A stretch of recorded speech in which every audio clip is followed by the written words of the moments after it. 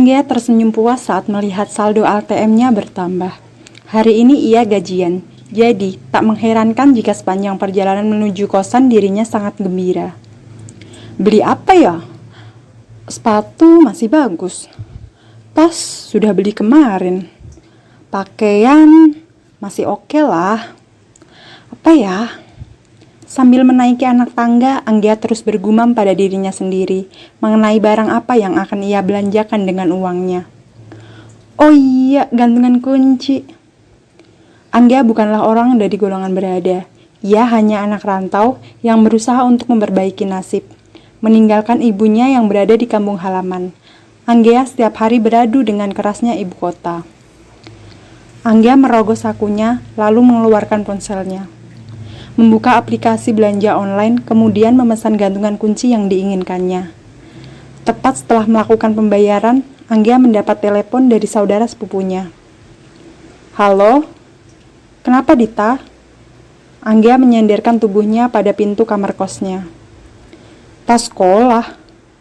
Yah, nanti aja deh belinya. Tas kamu kan masih bisa dipakai. Bulan depan deh aku beliin. Aku barusan juga habis transfer ibu.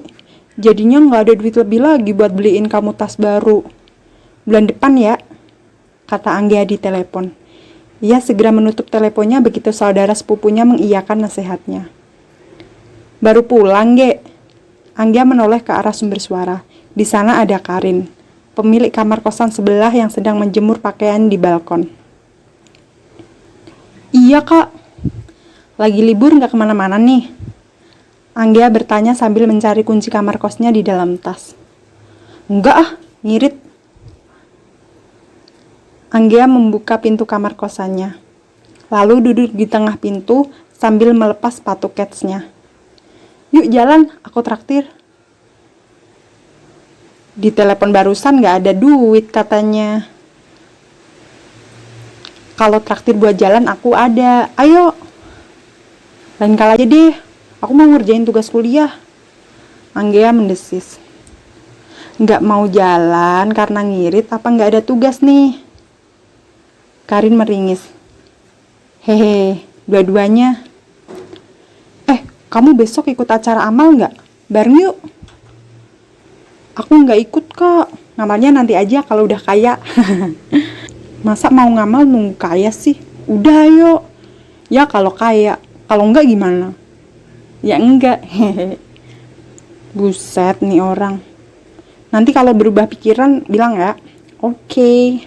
Setelah selesai berbasa-basi di depan kamar kosannya bersama Karin, Anggia langsung masuk ke dalam kamarnya. Ia merebahkan tubuhnya di atas kasur sambil membuka aplikasi Instagram.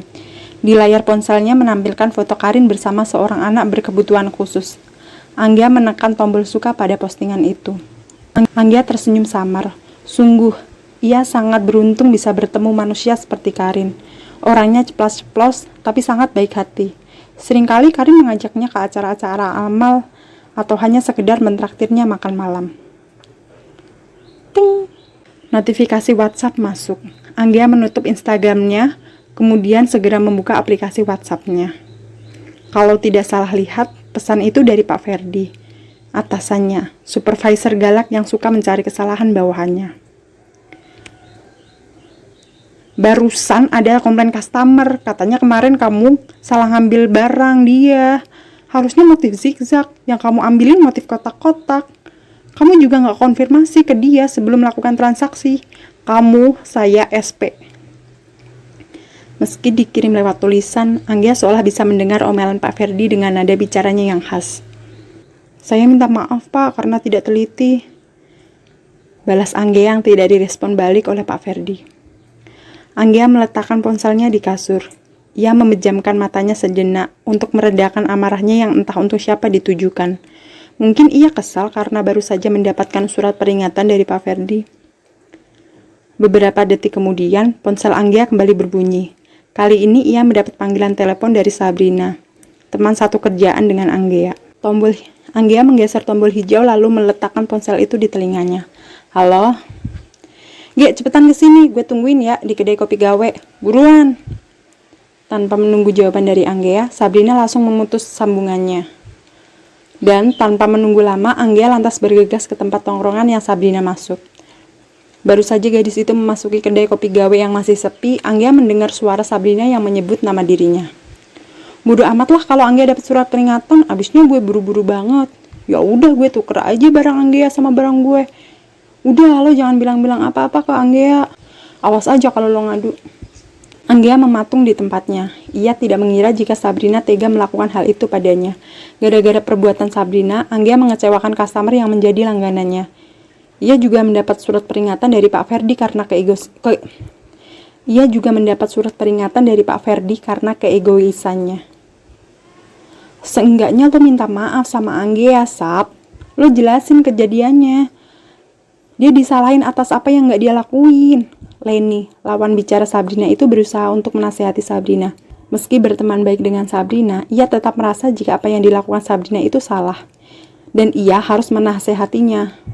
Oke lah, mungkin ia akan dianggap sebagai orang yang sok menggurui, tapi tetap saja tindakan Sabrina tidak dibenarkan. Ih, udah sih, lagian dia gak tahu ini. Udah, lo jangan ngadu ke dia. Sab, tindakan lo itu salah. Udah sih, Len, gak usah dibahas lagi. Lo harus ngebahas ini sama gue lah, Sab. Anggea yang sebenarnya berat hati melangkahkan kaki menghampiri keduanya akhirnya memberanikan diri. Ia tidak salah apapun tapi merasa malu atas tindakan Sabrina. Lo harus ngejelasin masalah ini ke gue, Sab. Sabrina refleks berdiri melihat kedatangan Anggea. Tak disangka Anggea mendengar semua perkataannya. Sabrina diam. Egonya masih tinggi untuk meminta maaf pada Anggea. Mukanya masam. Rasa bersalahnya itu sama sekali tak dirasakan oleh Sabrina. Sab, ngomong. Gue tunggu penjelasan dari Allah. Apa yang harus gue jelasin sih, Ge? Nuker barang lo sama barang gue. Ya elah gitu doang. Sekali-sekali kayak bantuin gue. Lo sama ini juga sering gue bantuin. Gak mau rugi banget. Bukan masalah ruginya, Sab. Gue di SP sama Pak Ferdi. Paling enggak lo jelasin lah ke dia kalau lo yang bikin masalah, bukan gue. Sabrina menarik nafas kesal sambil melirik sinis.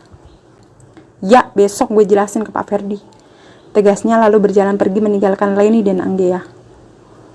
Lo yang sabar ya, Ge. Gue coba ngomongin ke Sabrina. Kata Leni yang cukup membuat hati Anggea sedikit lebih baik. Leni kemudian pergi menyusul Sabrina, meninggalkan Anggea seorang diri. Sekarang Anggea sedang duduk di halte busway. Keinginannya untuk nongkrong bersama teman-temannya telah pupus. Jujur hatinya masih sakit mengingat apa yang dilakukan Sabrina padanya. Anggea menghela nafas lagi. Untunglah saat ini halte busway sangat sepi. Jadi tidak ada orang yang melihat dirinya sedang kesal menahan amarah. Klerek. Entah sejak kapan busway melintasi halte ini. Yang jelas, sekarang ada seorang wanita parubaya sedang menyeret tasnya yang mana kelihatan sangat berat berjalan di depan Anggea. Terlihat jika wanita itu sangat kesulitan karena barang yang dibawanya. Klerek. Anggea mengamati barang yang dibawa wanita itu. Roda tas sudah rusak. Oleh karena itu, bunyi yang agak mengganggu itu terus bersuara. Mau kemana, Bu? Tanya Anggea sembari menghampiri wanita itu. Wanita itu berhenti, menoleh ke arah Anggea. Mau ke Blok M, Neng. Dari halte ini, mau naik taksi aja, katanya. Saya juga mau naik ojek, Bu. Ayo sekalian saya bantuin sampai ke bawah, kata Anggea menawarkan bantuan. Ia langsung menarik sebelah pegangan tas itu. Makasih ya, Neng. Anggea tak menjawab, ia hanya tersenyum samar. Setelah wanita tua itu menemukan taksinya, ia langsung memesan ojek online di aplikasi. Tak berapa lama, ojek online itu datang menjemput Anggea. Ini di seberang Gandaria City ya, Mbak? Iya, Pak. Nanti turun di depan Gancit aja. Oke, Mbak. Pak ojek segera berangkat setelah memastikan Anggea naik ke motornya. Sepanjang perjalanan, Anggea kembali mengingat perkataan menyebalkan yang dilontarkan Sabrina padanya. Bukannya meminta maaf, Sabrina justru mengatakan sesuatu yang menyulutkan amarahnya. Anggea kembali menghela nafas kasar. Amarah di dalam hatinya kini mulai mereda.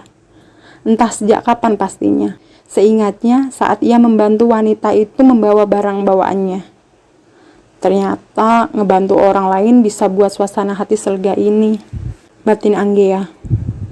Tumben nongkrongnya bentar, sapa Karin yang tengah duduk di pintu kamar kosannya. Buset, gue lagi dejavu kali ya? Karin tertawa mendengar perkataan Anggea. Gue mau ngerjain tugas malah puyeng duluan. Ya udah gue duduk di sini dulu. Anggia menghampiri Karin lalu duduk di samping gadis itu. Ia mendengus lagi, entah sudah keberapa kali. Kenapa lo? Pulang-pulang mukanya ditekuk gitu. Gak apa-apa kak, lagi puyeng aja.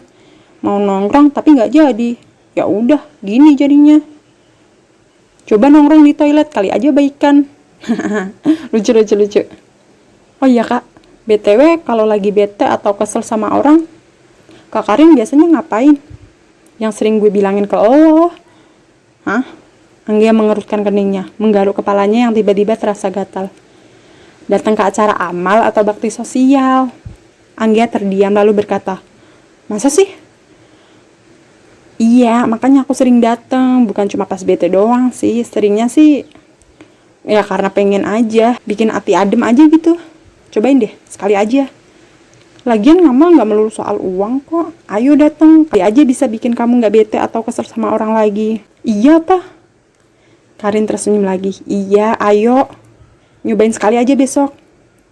Anggia pikir sejenak. Ia mengingat bagaimana lega hatinya setelah menolong seorang ibu di halte busway barusan. Seminggu sudah pertengkaran antara Anggia dan Sabrina. Keduanya kini tak seakrab dulu. Meski begitu, Anggia tak mengambil pusing. Justru, ia sekarang lebih banyak menghabiskan waktu bersama Karin, datang ke acara-acara amal dan bakti sosial lainnya. Benar kata Karin, kalau membantu orang itu bisa menjadi obat tersendiri.